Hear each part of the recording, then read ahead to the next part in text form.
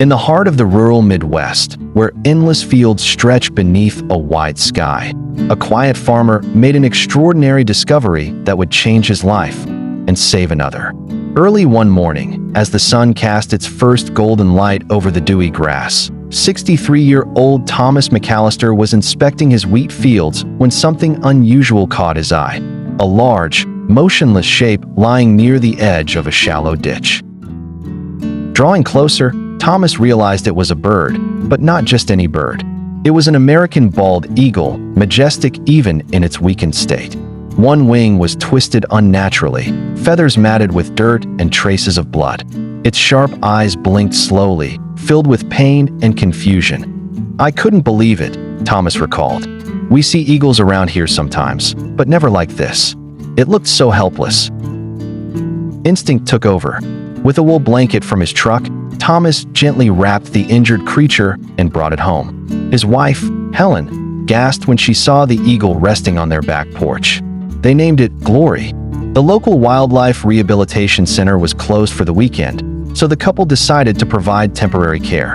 Using online resources and old-fashioned intuition, they fashioned a makeshift enclosure in their barn and began tending to the eagle's wounds. Feeding her proved a challenge. Raw fish and small pieces of chicken were met with suspicion. But over the days, Glory began to eat. She regained strength slowly, her eyes becoming more alert, her posture more dignified.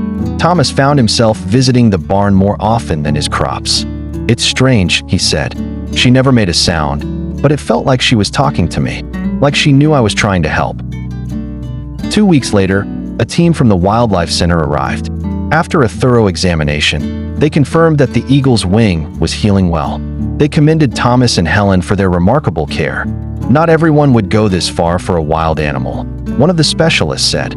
As they prepared to take Glory to a larger facility for continued rehabilitation, Thomas hesitated.